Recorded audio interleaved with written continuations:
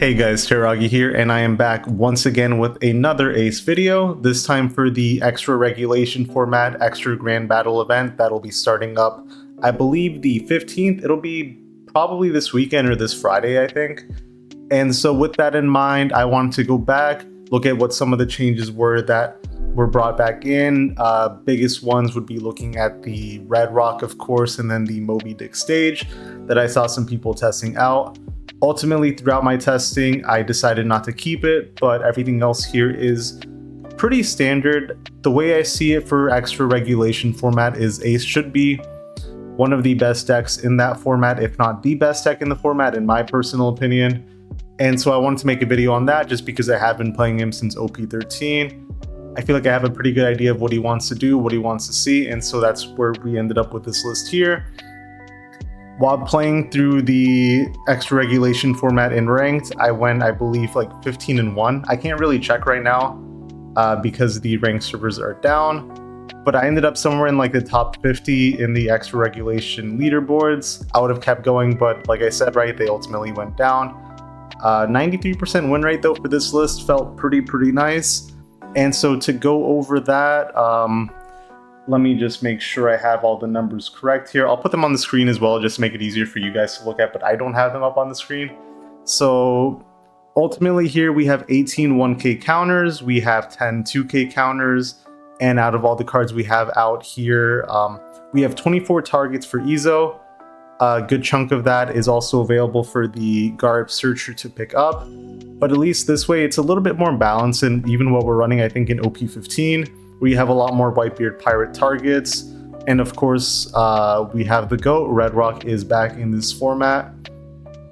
And so to fit that in, to fit in the Vista, which I think you'll see are the biggest changes from what we're running in OP15. Let's go over the entire list here, just front to back. So the searchers we have are the same ones we were running before. We have the Garb Searcher, which picks up a good chunk of the deck already. In addition to whatever Ezo is searching, it lets you pick up the Zoro, it lets you pick up the Uta, it lets you pick up the Boa, the Yamato, and then the one copy of Roger that we're running now. You have the Ezo Searcher, which I already mentioned, picks up 24 Whitebeard Pirate targets. The only thing it can't pick up, of course, is itself, but everything else is fair game. So 28 Whitebeard Pirates total, 24 that Ezo can pick up, and then ultimately the Otama, letting you draw 2, trash 1, agnostic as far as what it is looking for, since it's just drawing the top 2 cards of your deck. Going forward from there, we are still keeping the 4 copies of Marco available for us. We went down to 2 copies of Atmos just to accommodate some of the other cards that we're teching in for this format. And then we brought back Jozu over the Kingdu. I like the Jozu because it does get rush if you attach 1 Dawn to it. That can come in handy in late game events, but similar to the Kingdu, in most cases this is just going to be a 2k counter, but there will be those fringe scenarios where maybe something gets frozen, you play out the Jozu, but otherwise 2k counter, searchable with Garb, searchable with Ezo, so pretty solid overall. Going into the 5-6 Dawn turns, we still have the Yamato, which is draw 2, trash 1. Always excellent value, especially in the Enel matchup, letting you get immediate value versus like a Marco, for example. In the mirror, it lets you guarantee those 2 cards get drawn versus the Marco. It could get bounced by an Atmos, it could get bounced by a Jozu. So a lot of options there. Boa is still in this list, going down to 2 copies now, just to again fit everything else that we're teching in now. This card is so good for the Enel matchup. It has use in other matchups as well, but it is, I think, specifically for that matchup, which I think we'll see a lot of play. We have the Jozu, which we all know as well, letting you bounce the card from your side of the field to bounce one on your opponent's side. Against leaders like Nami, that's super valuable. Even into the Enel matchup, sometimes these blockers you're able to bounce out. Versus Sky Island Luffy, for example, you can try to bounce and they'll either take that bounce or they'll take a life. And then in the mirror, it's always good, you end up playing that will they, won't they, with the Atmos and Jozus, each player bouncing the others until you get to a point where one of them says, forget it, we're going to do something else and move forward. So yeah, Jozu's an excellent card. And then the addition that we've brought back is the Vista. Double attackers, 6 cost, 8k body. if this card is going to be KO'd, and this is either through like a removal effect or even just attacking into it. Once per turn, you can pitch one Whitebeard Pirates card from your hand to save it.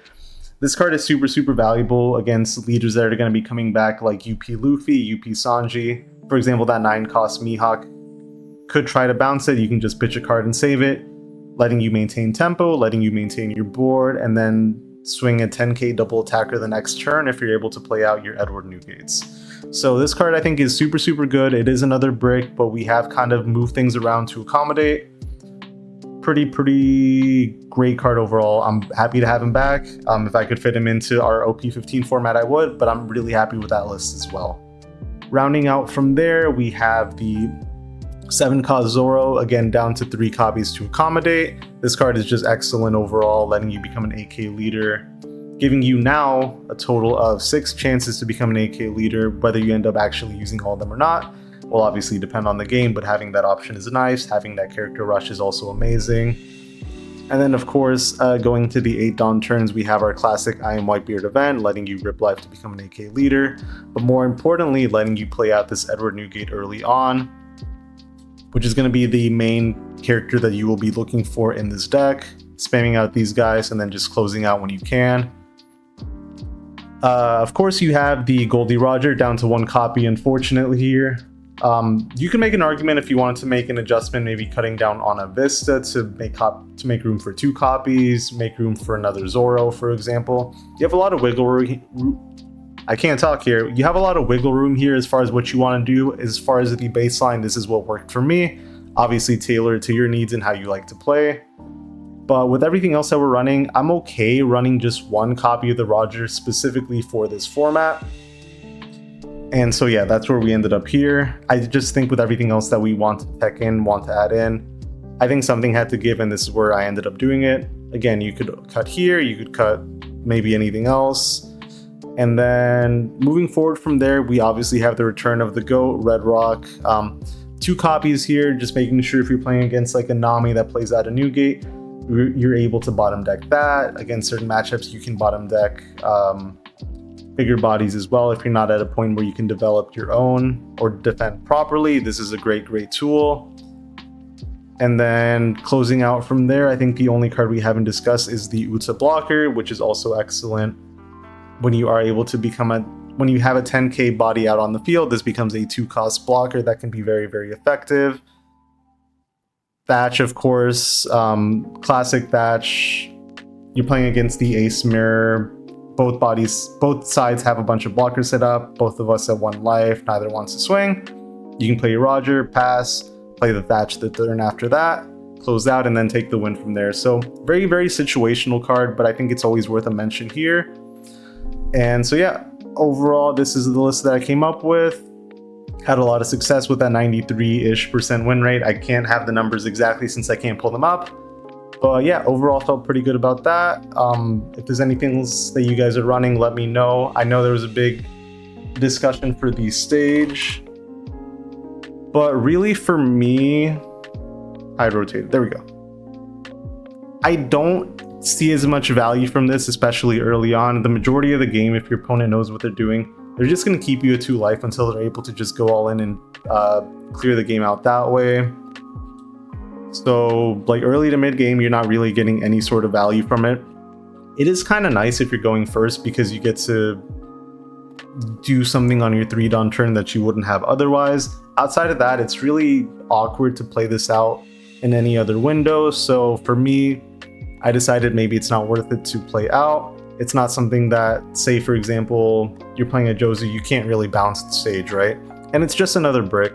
We have a lot of bricks that we need to accommodate already, so I ultimately decided not to keep it, which is why I kept this list here. So yeah, enough of me talking from there. Let's go ahead and get into some of these matchups. Going up against Nami here, we are going first. Our hand looks okay. We have the Izo, we have a Yamato, we have Red Rock, Jozu. We have a good amount of options. And so for my first turn, just to fully optimize, get an additional card draw, I don't search initially because realistically against Nami and against any other leader when you're going first, swinging 7 is going to be more or less the same as swinging 8 or swinging 9. They're probably going to take. If they counter out, then I mean, they can certainly do that, but they'd be very low on hand size early on, which most leaders will not want to do.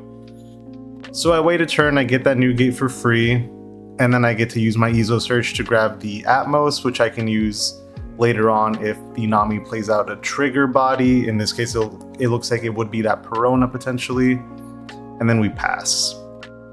So here they did choose to defend, I guess mostly to set up that Perona in trash. And we do know that they're running the Beji trigger now, so that is something else to keep an eye out for as well. They just attach one Dawn. And I think that is pretty smart on the Nami's side.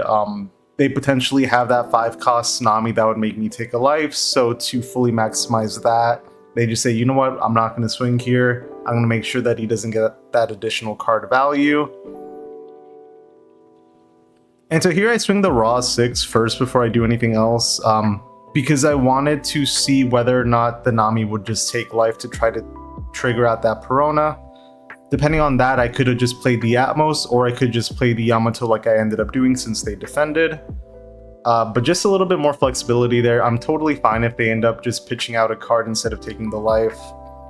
And so yeah, right? So here, the Nami did have that 5-cost Nami available, so they do just play that out. They waited that turn and then swung after that, just to fully maximize the value on their side and minimize it on mine.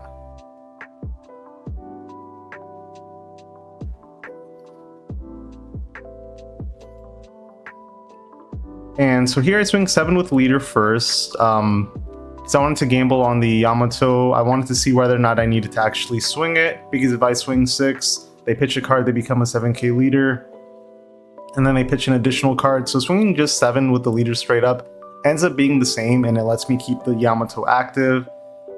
So I just go ahead and do that. Here I play the Jozu, bounce that Nami back. I don't really care about the Perona as much because we are a 6k leader. And then I go ahead and buff here. I swing with the Jozu first, one because it's the biggest body we have, with them having more Peronas in trash. We do want to just be mindful of it, make sure that we're maximizing our swings here. And if we swing that 9 first, it's more likely that they end up just taking it. So in this case, we swing 7 with the Yamato after that. We close out with an 8k swing with our leader, and then we pass. Our opponent does have Red Rock, which I did not miss seeing on Nami's. But it is what it is. We have a few as well, so not much you can do about that. They do a couple pokes here.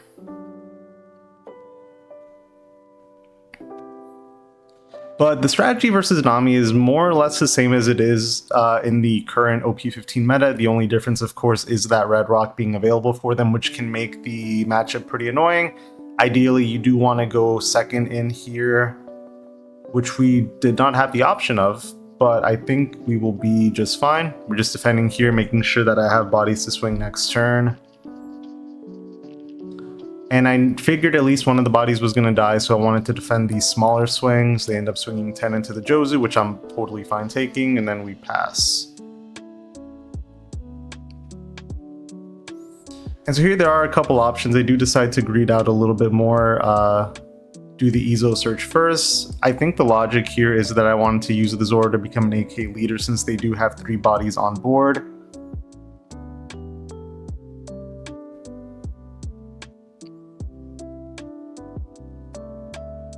And here I do think this is a mistake, swinging 7 into that Perona.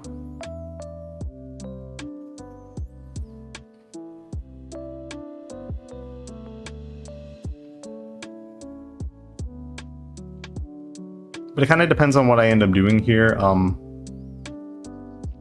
If I'm able to fully clear out the Robin and the Kiku, then it is pretty solid because then you are able to just fully clear out the board. So I go ahead and just try that, swing 10 into the 8k Nico Robin. I end up taking the life there, which is totally fine at this point. If we can fully clear out their board, which we are able to do, us being at 1 life is not a big deal. The only exception to that, I guess, would be if they run 8-cost Kid, but it doesn't look like they have that right now. I mean, really, 2 tech in the Red Rock, something has to give somewhere. And so in this case, it looks like they just Red Rock our Zoro. We have double Marco set up. I go ahead and just do that Otama search first, try to cycle some of the bricks I have because there are quite a lot in hand. I'll just swing 7 here. Trigger out a body, play another Perona, which is totally fine. We're just gonna block her up here. Play double Marco, get some cards back in hand, and then we should be good to go. Opponent plays out the Edward Newgate, which is totally expected. We're bound to see that versus Nami at some point or another, but we are ready for it. We have that red rock that's been sitting here for a while, ready to go.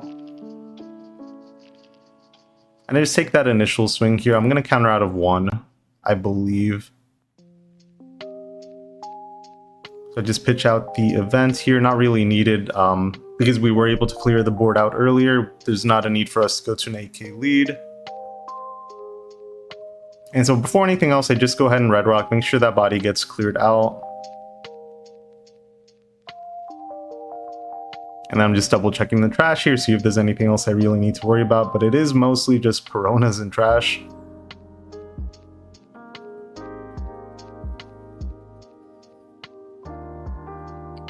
And I think this is a bad swing here. We do lose that, but I mean, if you're gonna swing into face anyways, then there's a chance that they just play the Perona back out. Which does seem to be the case.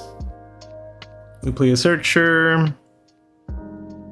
And I debate grabbing the bow, but then I remember I have a ton of bricks in hand, don't really want to do that, and then I pass, leaving 1 dot up, which is not ideal, but it is what we did.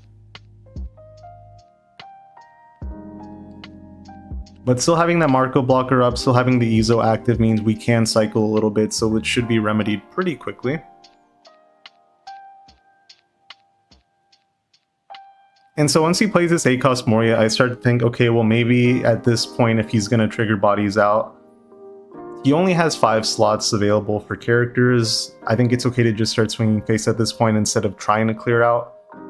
Because if he has a full board out, him having a trigger come out doesn't really change anything for us. I just go ahead and bottom deck that Newgate here since we do have the option for the Zoro. But we could play the Newgate as well. I think both are really good options here. Pitch out that Yamato, probably the card that I'll be using the least here since we do have plenty of 2Ks in hand. We have the Marco to draw a couple more cards if we need them. And so yeah, like at this point, right, there are only 4 cards in hand. I just say, you know what? Let them trigger out their Peronas. It doesn't really matter to me. They're stopping the Marco that is not going to swing anyways. Let's make sure if they want to play a body out next turn that they have to play over something so that it's not as efficient for them.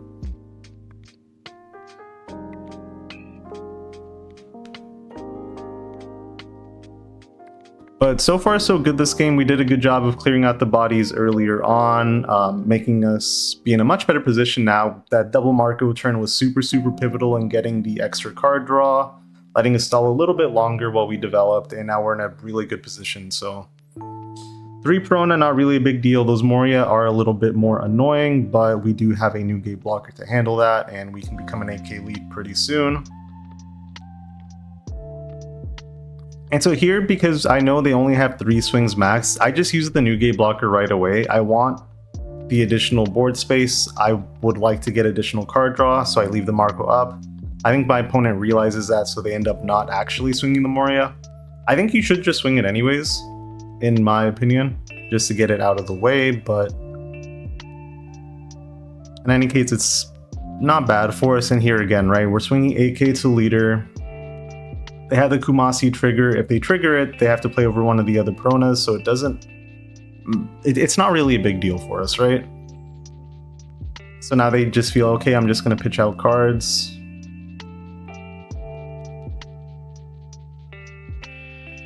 And so I'm debating here. And I think what I should have done, really, is just swing that Newgate anyways. They would have a bunch of swings, but we do have the Marco to draw. We have the Newgate blocker as well. We have plenty of 2k counters. I think taking them down to 0 life would have been a lot stronger there. But I think I didn't feel like I was in that much... Rather, I didn't feel like I was in a position where I was that pressured, despite what the board looks like right now. And so I just played it a little bit safer. And so watching these games back, it's always nice to review moments like that, right? Where it's like, okay, well, you did swing this way, but it could have been a little bit better if you did something else. And so yeah, I'm totally fine here. I'm running out of board space. I get some extra card draw. I see the Roger, which is great since we're only running one copy for extra regulation. So if he plays some blockers later on, we could handle that just fine.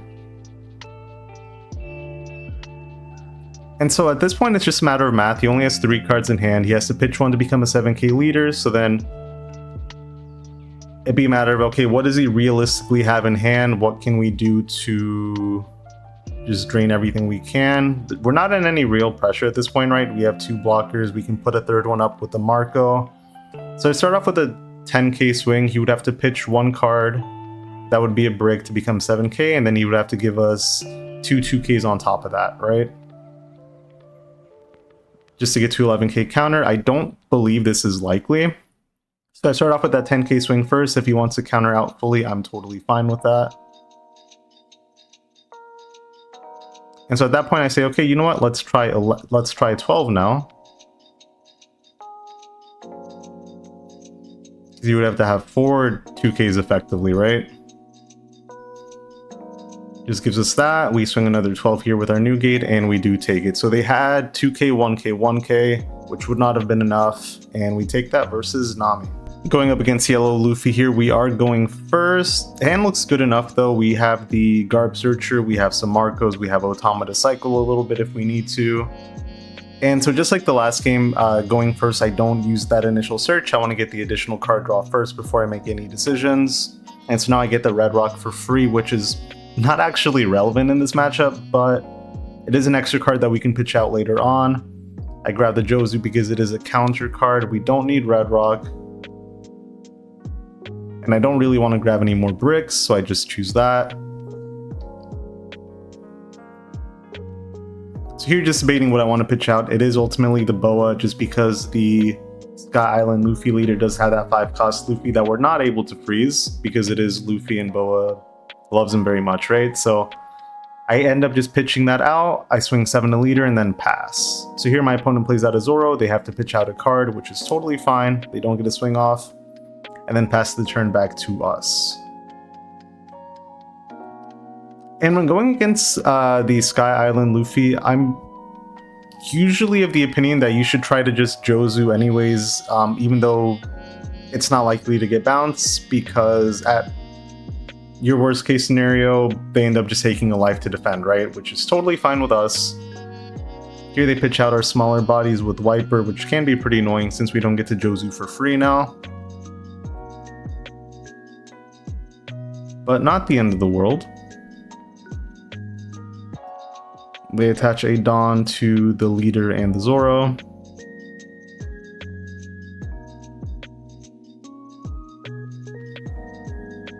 I pitch out that Marco, which really I think should have been the Red Rock that gets pitched here.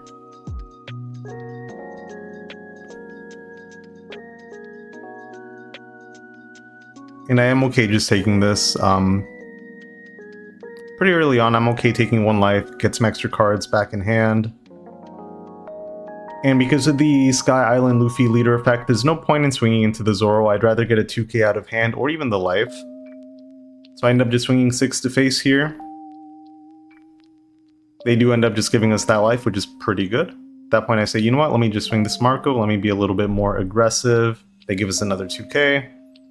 I do an Ezo search. And only 2 targets would be that Thatch or the Jozu here. I grab the Thatch. Then I play Jozu, I try to bounce the Wiper back. They give us another life there, which is great, and then we pass.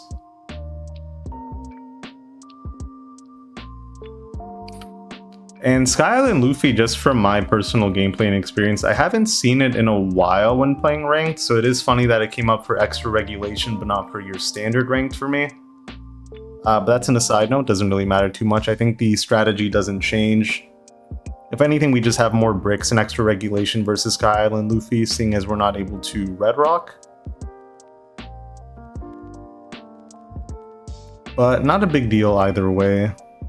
We're just doing some poke swings, which can get pretty annoying. I kind of wish I left the Marco up at this point to block and get some extra card draw. But we'll have a chance to do that later on, so not a big deal. They swing 8s. I do defend that, just pitching out that red rock in a 1k. And so my hand size is pretty small right now, but I figure I'll be able to get that back relatively quickly. So at 9 Dawn, I do just do the search first here, pitching out the Jozu. And so before I give any information out, I do swing 7 with that Jozu to start off, feel out what he wants to do. He just takes that life, no problem. And so then I think about whether or not I actually want to swing into his life. I ultimately do, because if he wants to heal, he'd have to play out the 4k counter event, the Golden Rifle event, to get 1 life back, or he would have to play a blocker Borsalino, the 4K Zoro. And so I say, you know what? I want him to use those events so that I can go for lethal later on. And so only 5 cards in hand. 4 of them are 2Ks though, so not the worst position. And so look, yeah, he does have the Borsalino. He plays out, he heals, he has his blocker set up now. Then he swings into the Jozu here. I say, okay, that's fine, not really worried about him.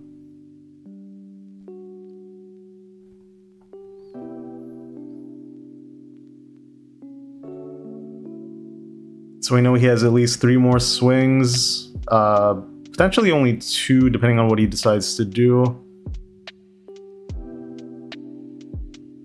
Swings 8. I think I just give him a 2k instead of the 1 because I do want to try to search next turn if I'm able to.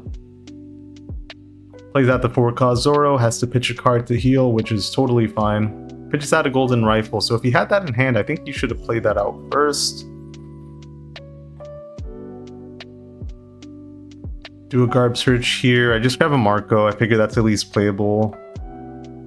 Do another search. I finally do see a Newgate, which is great news. I'd rather play that out over a 4-cost Marco.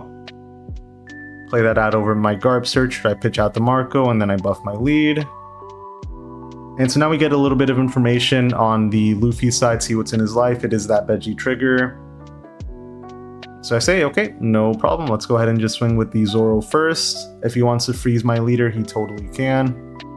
But at least we do get that out of the way and we get the biggest swing we can possible out, taking him down to 1 life.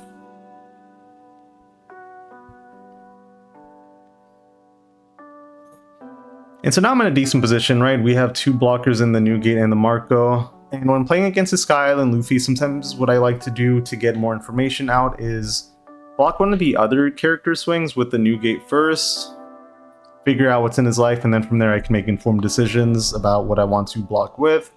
This is usually more relevant when you have multiple Newgates out, but unfortunately I didn't see them earlier on.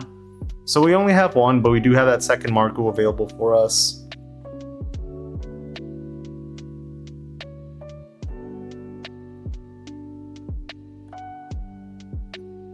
And so here, the way I think about it is he has the 2 Sky Island Luffy swings, he has the Wiper, and then potentially the leader swing. But outside of that, I don't think he ever swings the Borsalino here. Has 5 cards up. He swings 8. I do just take this block here. See what he has left in life. It is a Zeus, which is only plus 2k for the Sky Island leader. We only draw bricks here, which is pretty bad. But we should hopefully be able to cycle those in a little bit here.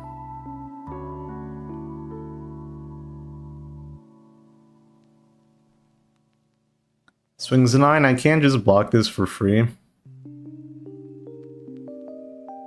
I would potentially go down to 0 life here, and I think he is afraid that I have Roger, so I don't think he ends up swinging with the Borsalino.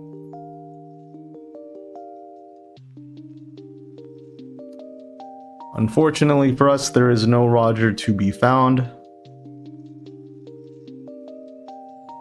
And so again, here, 2 separate lines to look at would be either playing out the Zoro or the Newgate. I think ultimately having that second blocker is pretty nice. It lets me cycle some of the bricks I have in my hand as well, which could be very appealing.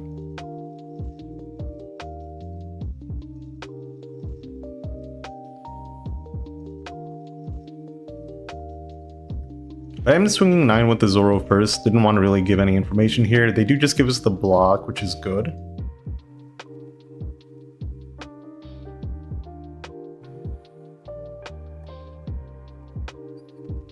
And yeah, ultimately do decide to play out that new gate. I figure 2 blockers is better than 1, even if one ends up having to die to defend a swing. Lets me cycle a little bit more. I want to try to find that Roger if I can. And then I pass. I leave the new gate blocker active. I keep the opponent at 1 life so that they're not able to heal for free. And then I pass. So hand size is looking a little bit better now. He does clear out our smaller bodies, which is kind of annoying, but doesn't really do anything at this point. But the minus power is pretty impactful, so I do need to make note of that.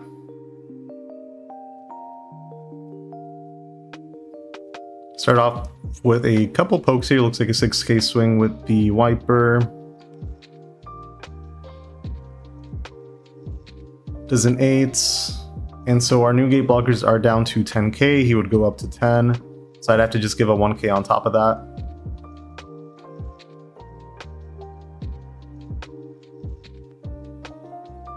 But I do decide to just defend just the old-fashioned way, pitching out some cards.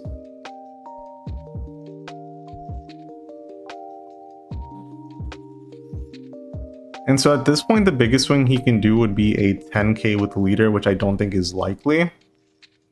So I'm okay just pitching out all my cards here.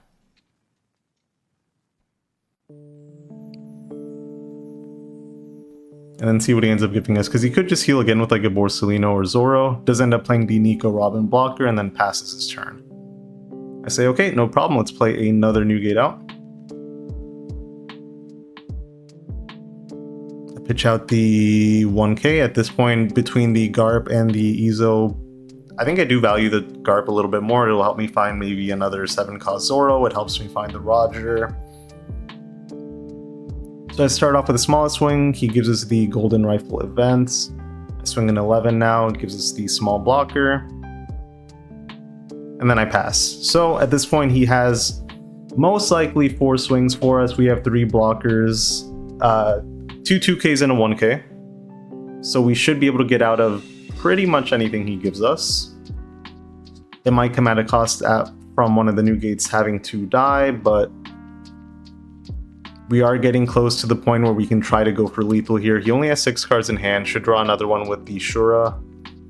But only 1 life and 1 blocker is not a bad position to be in for the Ace side. It is pretty fortunate as well that the trigger life that the Luffy is showing us is a 2-cost. If it was something like another Wiper, a Borsalino, Shura, well not Shura, really anything else that's a higher cost, it would make these swings a lot harder to defend, but because he's only getting +2 each time, we do have a much easier time of defending here.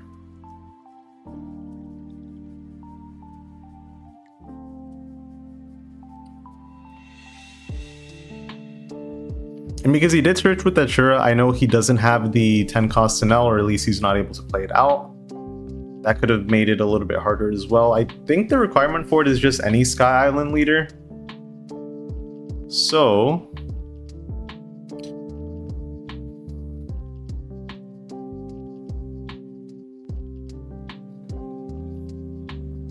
here I'll just block, I'll give a 1k.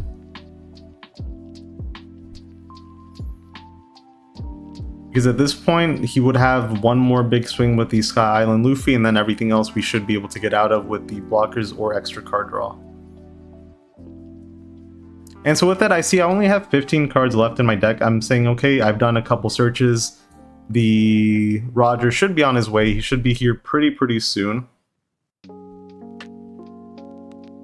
And these last swings I can just block very easily.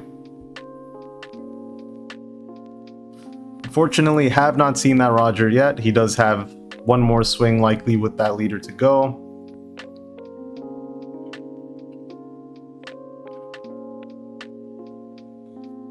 And so 7 cards in hand for the Luffy leader to Dawn up. He's used, I believe at this point, 2 of the Golden Rifle events. So now it's a matter of, do I need to play out a 4th new gate, or can I just go for game here?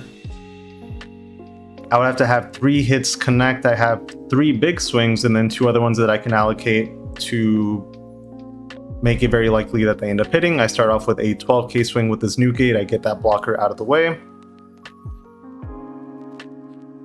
And so again, without allocating any Dawn, without giving any information, I swing a second 12k with my second new gate. He ends up just taking that.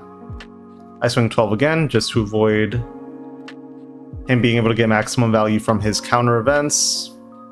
Uses a bunch of cards, and then at this point we can just go ahead and swing 19 with our Zoro and close the game out.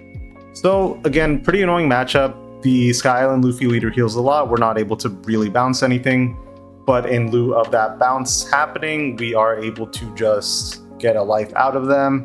We eventually are able to outvalue them with our new gate blockers, and we take it versus Luffy. Okay, we are going against UP Luffy here, and this is a pretty short matchup compared to some of the other ones that I included, but I did want to include it for a very special reason that you'll see towards the end of the video here, or towards the end of this matchup specifically. We are going second, which I think we do want to do, even though UP Luffy wants to go first. I think our second curve is just more important. We see everything we need to right when we need to. I attach it on here and then I pass. I see the Jozu, which could be nice depending on what he's playing out earlier on. He swings 7. I go ahead and take this going second just because I don't have an opportunity to attach Dawn to leader, so this is my best bet to get value from my leader ability. I swing 6, my opponent takes, I play a Marco, and then I pass. And so pretty unfortunate that I was only drawing more Marcos out of that life and trigger, or the leader effect rather, but we can just pitch them, so not a big deal. And we get an opportunity to do that right now, pitching out 1 Marco and then pitching out the 4-cost Jozu. I want to keep that 6-cost Jozu up in case we need it for whatever reason. And so nobody's developed on the UP Luffy side, so it is likely we just end up playing Vista here. Just a matter of what else we want to do. There's no point in playing Jozu if there's nothing to bounce. There's also the potential that I just end up doing something like play Marco, swing 8, something like that. What I was also thinking about as well is the Thunder Bagua potentially being a problem. They would ramp, but it wouldn't put them over the threshold to use their leader ability next turn anyway, so if they do that, that's fine, not really a big deal. 1 more Dawn isn't going to change anything for them. At least not right now, so I just do that double 6. He does Bagua to ramp, pitches out a Nami, and then I play the Vista. And this is where the beauty of running Vista and remembering that UP Luffy exists is exactly for moments like this. He tries to use Red Rock. I say, nope, no thank you. I pitch a Marco. And yeah, right? So this is why we run Vista. It lets us have that new gate turn set up. We get to have the double attack blocker, or the double attacker in Vista. It uses sticky bodies, so just funny that it ended up happening this way. And so yeah, we just kind of joke about it a little bit.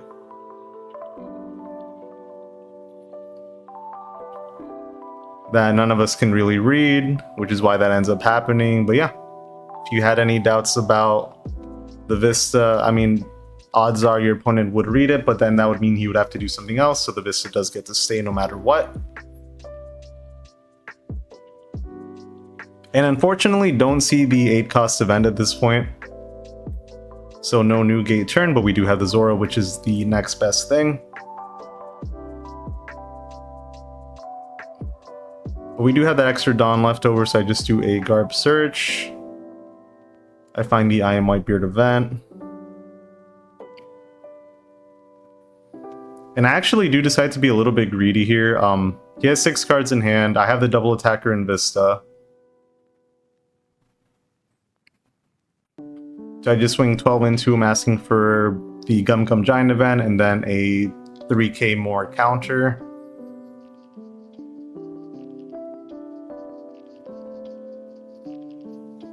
And so the only reason I do this is because it is a double attacker. He has nothing developed on his field. So I figure, you know what, let's just swing big, let's see what happens. And I think, honestly, what I could have done instead is swing 14, pressure a little bit more. It looks like he ended up just drawing into bricks anyways, and yeah, we take that versus UP Luffy. Pretty quick matchup, but just wanted to showcase the power Vista and all he does, and why I felt it was necessary to bring him back for extra regulation. Okay, so we are going against Ace here. We're going first, which is not preferred, but we do have at least the Atmos to kind of put us back on an even playing field here. Whenever they play their Marco, I can play Atmos. When they play Jozu, I can play my Jozu. We keep playing back and forth like that. And so just like the other matchups, right, going first, I don't do that initial Izo search. That let me actually top deck a Yamato, which we would not have been able to pick up, which is super, super nice.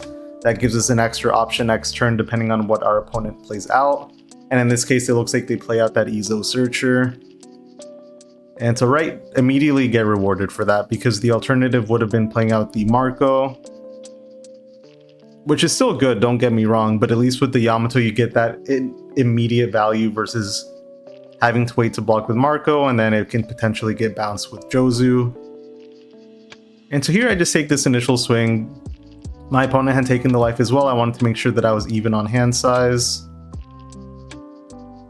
And so I think this is actually incorrect. I don't know why I did this. I think the Yamato would have been much better value. I don't know if I just didn't realize I had it in hand. I don't know if I just wasn't paying attention. But I think the choice here is always Yamato to get the extra card draw. I play Marco, which again is okay, but Yamato's right there. Just play the Yamato. What else are you going to do with the 5 Dawn? They play Atmos, so then he's able to bounce the Marco for free, which would not have happened with Yamato. So yeah, just immediately get punished for it. And then look, here I have to pitch 2 cards that I could have had. But it is what it is. We will just move forward here. Not the end of the world, but pretty close to it, right? Just kidding. Swinging 7 here into the leader. We do see that they have the 7 cost Ace, which minuses power 3, minuses 3k power 2 bodies and gets rush. Can get pretty annoying later on. They give us a Yamato. I play Jozu, bounce their Atmos, and then pass. Then here they play their own Jozu, then they swing 8s.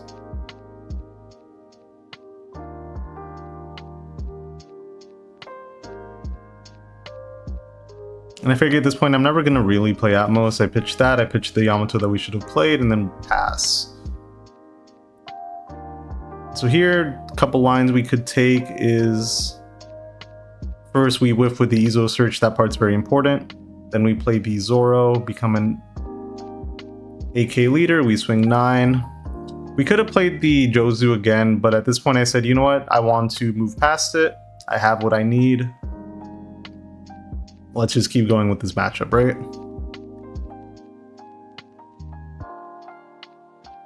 Because I think at this point we end up in a better position later on, having that Zoro developed.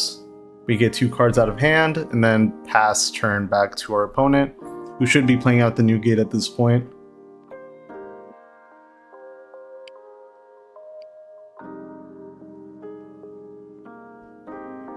Playing Izo Searcher, they do find the Moby Dick stage, so maybe playing that out. They are doing that.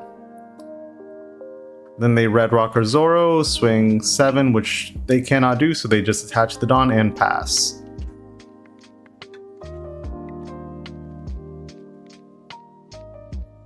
And so here they've already played 1 Red Rock out, so I am potentially fine just playing out the new gate. I could also potentially just Marco and Jozu, clearing out their board fully, and I think that is what I ultimately end up doing.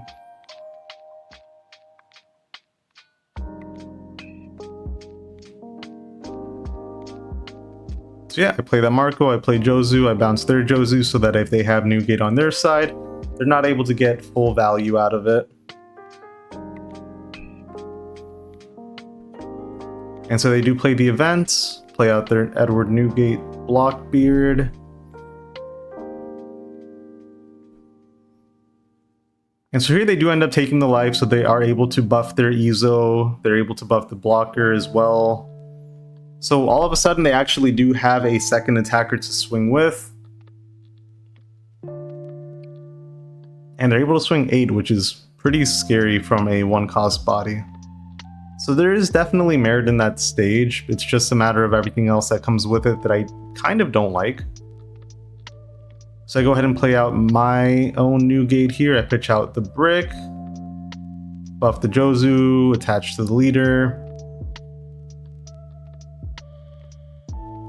And so here I swing the Jozu first to see what he does with the new gate. Depending on that, I can either swing again to the leader, asking for another card, or at this point, just because of what I just saw, I say, you know what, maybe I want to clear that Izo, which is such a weird thing to do. Swinging 8 into a 2k body, but it ends up becoming a 4k that he can attach, and then he can attach again. So I say, you know what, I don't even want to deal with it. Let me just swing into that, get it out of here.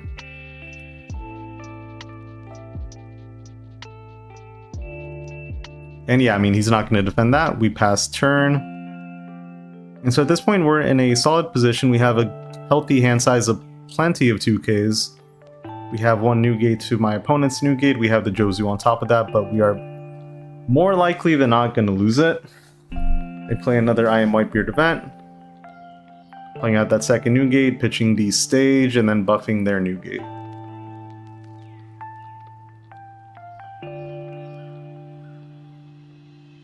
They swing 9 into 7 first here. And I just go ahead and give that up. I could try blocking, but then he ends up swinging, like, what, 16 into it? And that would likely end up being directed towards my new gate, so I say, you know what, that's fine, I'll just take the life here, no big deal. I do an initial search. I get a red rock as well here, which will be pretty nice later on. But for now, we do have our combo, so I play out the new gate. I pitch out the Atmos, I believe, just to not reveal that I have red rock already in hand. I swing 9 first, forcing him to block, but I don't think he would be really keen on blocking because then I can swing with the new gate and take him down to 0 life. Which in the Ace Mirror is always something you want to avoid unless you already have the Roger in hand. At this point, he does defend, so I say, you know what? I'm kind of scared of the 14k new gates. Just trying to do the math on what makes the most sense here. I also don't want him to run into getting the chance to play the Roger on his side. So I just go ahead and pass. That being said, they haven't really had an opportunity to play very many searchers. The only ones I think that the Ace has played out are Izo, which if he has seen Roger at any point would end up just getting bottom decked. So I do feel decent about him not having it, but why risk it if we don't need to, right? And on top of that, he has 14k bodies. I would need to try to defend if I can. So I ultimately do decide to leave that new gate up. Our opponent plays Ace, debuffs the new gate blockers we have set up, and then swing 7 into 6. At this point I say, okay, I'll give you one of my bricks. Swing 10, and because I have done a lot of searching with the Otamas, with the Garps, with the Izos, with the new gate cycling, I say I am likely to... Sorry, my light just fell. So I can't fix that. Let's go back a little bit here. Sorry about that. So I say, you know what, I'm open to gambling here. I'm in a position where it does get a little bit scary. I find the Roger that was hiding in my life, and then I can just defend these following swings. Countering out here, and at worst here, he would leave a blocker up, which would be fine. And so ultimately, I think he does swing that second new gate into the other new gate, which I don't think is correct. I guess it ends up being the same since I have the blocker up. But at this point, I kind of force his hand, right? I say, you know what, I have enough counter, let's just do this. And we end up top decking the Roger. We actually don't end up needing it since he swung both of his new gates. It actually probably would have just been smarter to swing like 12, 12, really anything else other than what I did here with the Roger getting played out, but doesn't make a difference either way. we're able to swing 6 with leader, 12 with each of the new gates, and then close out with the Roger to take it versus the stage ace. So ultimately just proving right that this version is much better. Maybe, maybe not, but yeah, we do take that versus ace. Last but certainly not least is going to be that Enel matchup. Just disclaimer for this one, the list I'm running for this video or for this game specifically is slightly different from the final list that you see in all the other matches. I went ahead and included this anyways because any of the cards that are teched in here that were either removed or adjusted don't really come into play at all. The gameplay versus Enel is exactly the same as it is in OP15, so if you wanted more I guess guidance on how to handle those matchups, you can watch any of my other videos for OP15 versus Enel. Outside of the latest one that I've done, every single video has at least one Enel matchup. So, yep. Not really anything that Enel gets here that makes a big difference for our matchup. You played exactly the same. You know, you want to see your boas, you want to spam out AK leaders, you want to eventually, ideally, close out with like a Roger. And so here, my opponent swings out 6. They play out the Ohm, they play out the... Who's that one? Satori, I think? Yep. Swing 7 into 6. Because I am relatively low hand size, I go ahead and just take this, get a few extra cards.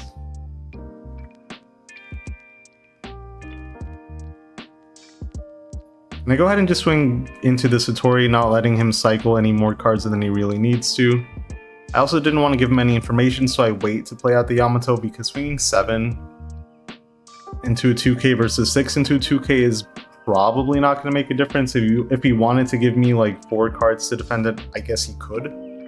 But I didn't really see a point. I felt okay with the swing just like that, not give him any information, and then I play out the Yamato, get a few more cards, which is out of Divine Departure, which I guess is good for us. Doesn't really change a whole lot. He is debuffing our Yamato, Mamaragan to rest it, so it's at a 4k body now.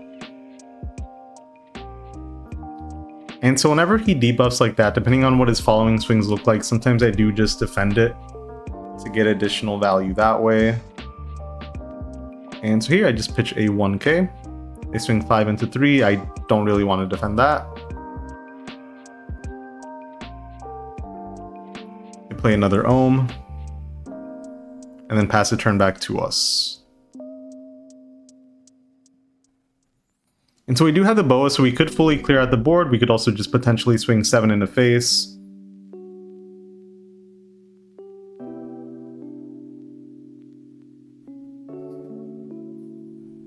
And I think there's good arguments for both. Taking him down sooner than later is pretty nice.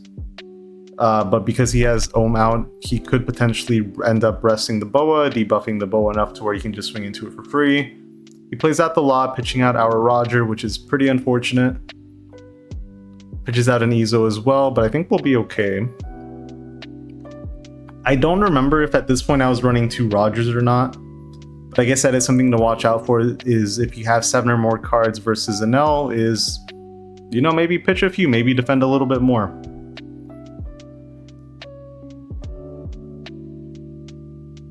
And so yeah, debuffs are boa here, minus 2000 power.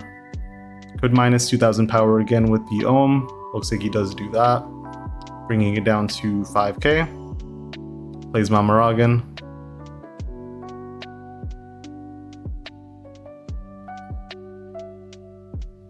And I mean, at this point, what, he can swing 7 into it? Because he can't attack with anything else.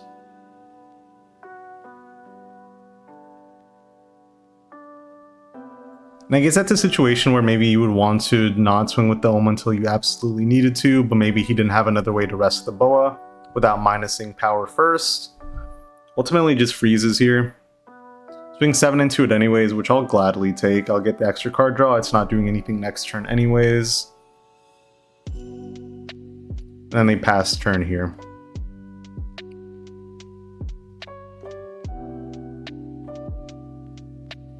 And so, multiple bodies here. The Enel is going to come back online, so I want to just start clearing out what I can. I swing 9 into the 2. Just get the free character rush while I can.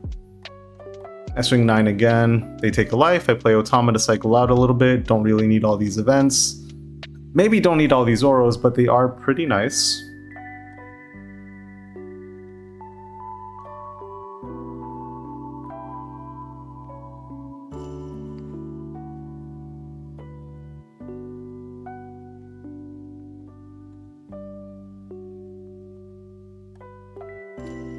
Play Senior Pink. We know they pitched out the... Oh, okay. They actually drew back the Lightning Beast Keaton, minus 1000 power.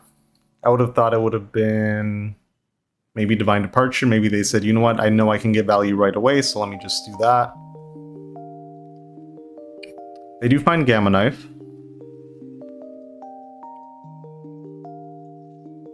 And I think they are able to get value since they haven't used their leader ability yet. They get the 1 Dawn back from Senior Pink. Here they swing 14 into 8. We know they have that Gamma Knife, so I say, okay, that's fine. Let me not even deal with it. They play a Satori, and then pass.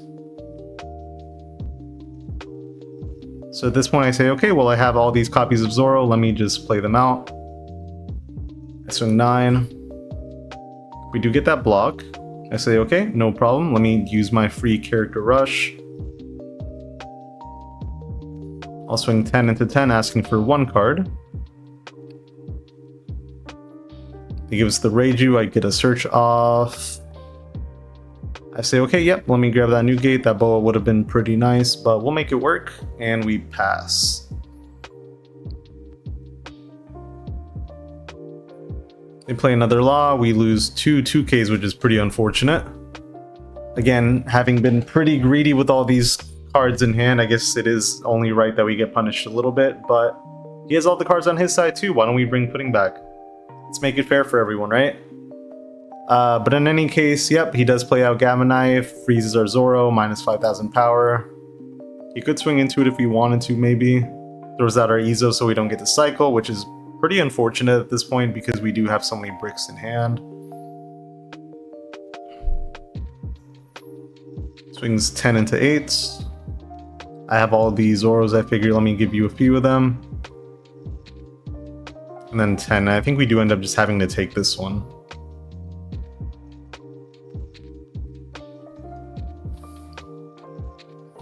So I say, okay, let's play another Zoro. Swing 10 into 6 here.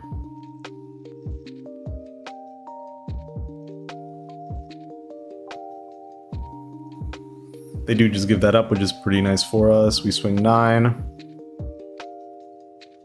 We get the blocker out, and then we just close out with 1 search here. We do see a boa, which will be pretty nice, and then we pass.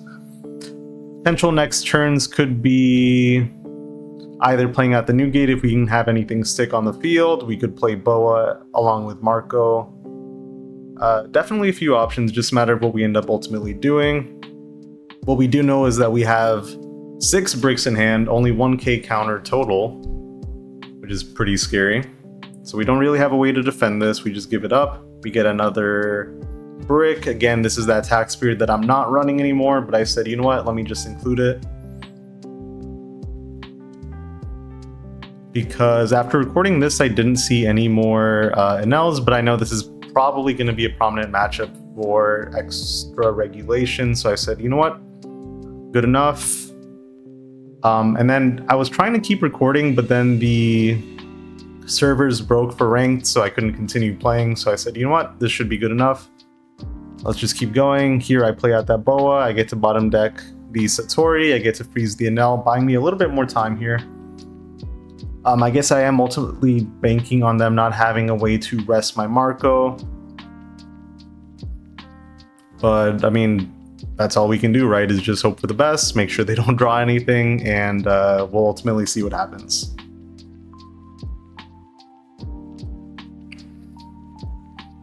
They pitch out an Enel, play Lightning Dragon just to draw a card.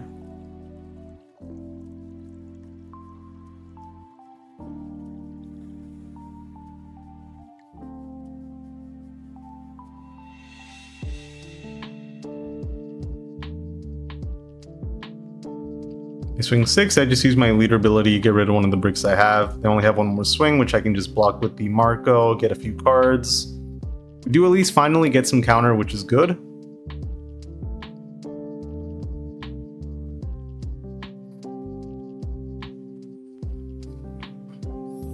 Here I use my event, play out the new gate. I wanted to have the extra Dawn in case I needed it for anything.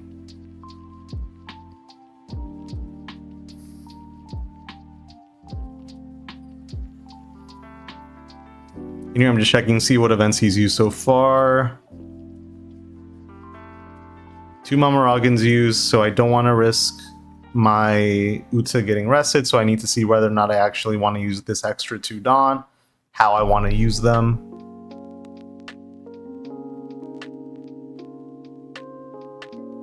And so before anything else, I do ultimately decide to swing 10 into that Mr. Senior Pink, which I think is correct.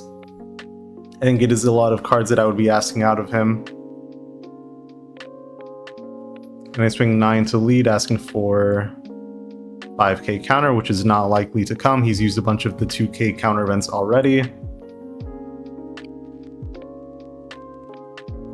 So then I play the Garb Searcher. I do find a 2k, which is pretty nice. The alternative would be to play out the Otama, pitch out a brick that I already have in hand, but I said, you know what, I'm happy just keeping the 2k in hand.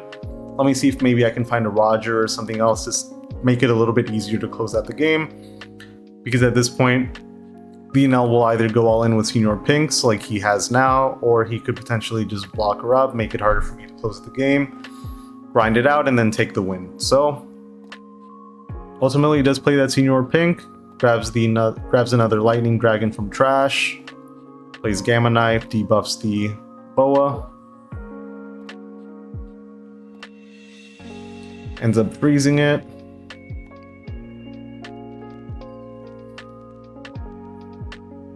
Swings 5 into it, which to me is totally fine. I get an extra card draw out of that, so plus 1k, which is great. I defend here.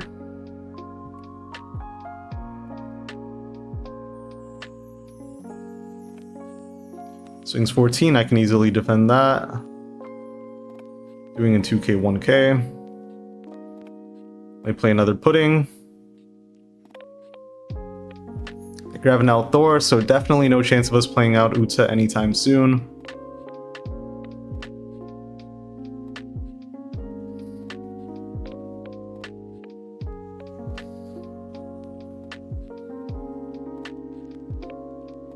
Yeah, just checking that to see what the requirements were for that. I play out the stage, play out the new gate. This gets me a few extra Dawn. Ultimately, a brick is a brick in hand, so I figure this is okay.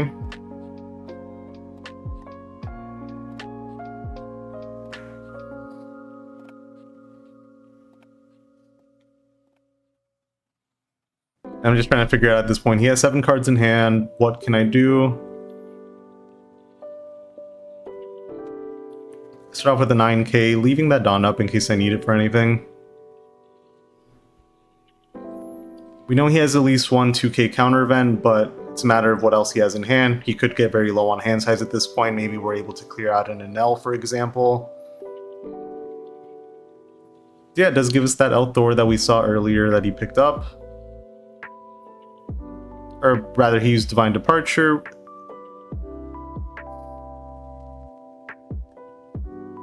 And so I say, okay, you know what? Let me go 15 into this Enel. We are able to clear it out and then pass. And so the reason that works is, again, he only had 5 cards, or he had 4 cards in hand at that point.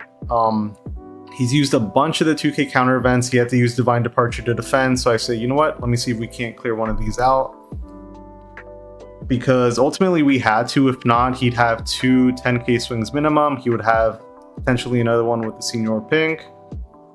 So I said, okay, I think this is the safest thing to do. Just keep stalling out, grind where we can. And I mean, at this point, I think we've survived the Enel onslaught. We've gotten to the point where we need to potentially just close the game out next turn. So they swing 10 again here. And Having used the leader ability, I know they have one more swing with that Enel. I know that the Enel has events that will let him buff it. So instead of just using the block, I just decide to be safe, use all my cards here. Because he doesn't have any other swings, I can just take the free block with my new gate. Whether it lives or dies doesn't really matter. We should be able to go for game next turn.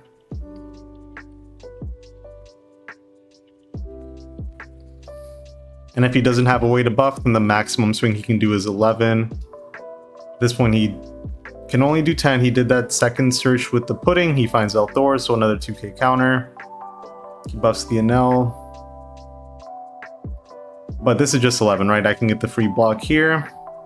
And at this point it is just GG. He did have those blockers available for him, but went a different route. Maybe it would have been better for him to just be a little bit more defensive here, but in any case, we do take that versus Enel. Alright, and that is it for the video. Hopefully this was helpful for you guys. I specifically showcased some of the matchups that I think will pop up the most for this format. Got a good spread there, so the video was a little bit longer than usual, but I wanted to make sure we had plenty of time to look over all those matchups, have enough time to discuss the revised deck list for this format, and then any other tech options that we were discussing from there. Again, for me personally, I think the stage is bait. I can see the appeal of it, and it can be very, very aggressive, but I think it just takes too long to come into play. And for me, I'd rather just get value right away, use that Dawn somewhere else, either to swing, either to develop bodies. So I ultimately decided not to keep it. And then again, the list here I think is very, very excellent. I had great success with it, but if there's any sort of adjustments you want to make, maybe cut a Vista, add a Roger, add a Zoro, cut whatever you want to do, right? I think overall, this is the strongest baseline that I found. This is the baseline because I tested like 4 or 5 different versions of Ace. This is the one that I was the happiest with, so I wanted to share that, get that out for you guys before these events started happening, to make sure that you had enough time to build it out. A lot of the cards here are cards that we were running in the past, so hopefully you have them here, and it isn't too much of a hassle to adjust from OP15 to the extra regulation format. But in any case, if you made it to this point, thank you so much for your time. Hopefully this was again helpful for you guys. Any comments, questions, concerns, feedback, feel free to include that below. Feel free to subscribe as well if you enjoyed the video. Feel free to give it a thumbs up, hype it. If you want to have discussion about Ace or the upcoming OP16 leaders, feel free to join the Discord. I will try to remember to include it in the comments or somewhere this time, so that you can join it a little bit more easily. But as always, thank you so much for the time. Hopefully I'll catch you in the next one.